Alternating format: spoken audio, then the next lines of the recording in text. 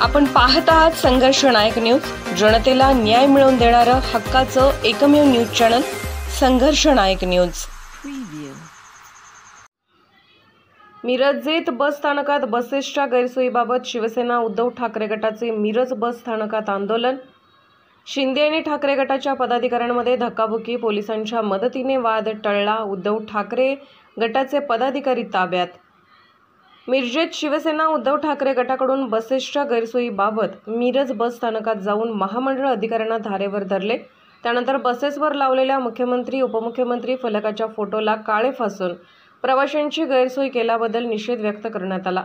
रत्नागिरी येथे होणाऱ्या मुख्यमंत्र्यांच्या लाडकी बहीण योजनेच्या कार्यक्रमाला मिरज एसटी बस स्थानक येथून 20 बसेस रत्नागिरीला पाठवण्यात आल्या। त्यामुळे बसेसचा तुटवडा असल्याने प्रवाशांचे हाल झाल्याच्या निषेधार्थ शिवसेना उद्धव ठाकरे गटाने काळेपासून निषेध व्यक्त केला आहे। त्यानंतर शिवसेना एकनाथ शिंदे गट त्या ठिकाणी आल्याने दोन्ही गटामध्ये जोरदार राडा झाला। पोलिसांच्या मध्यस्थीनंतर वाद टळला आहे। त्यानंतर एकनाथ शिंदे गटाच्या पदाधिकारी आणि पाणींनी बसवरील मुख्यमंत्री एकनाथ शिंदे यांच्या पोस्टरला लावलेले काळे धुवून स्वच्छ केले। तर यावेळी ठाकरे गटाच्या पदाधिकाऱ्यांना पोलिसांनी ताब्यात घेतले असून शिवसेना शिंदे गटाचे पदाधिकारी यांनी गुन्हा दाखल करण्यासाठी महात्मा गांधी पोलीस ठाण्यात तळ ठोकून बसले आहेत।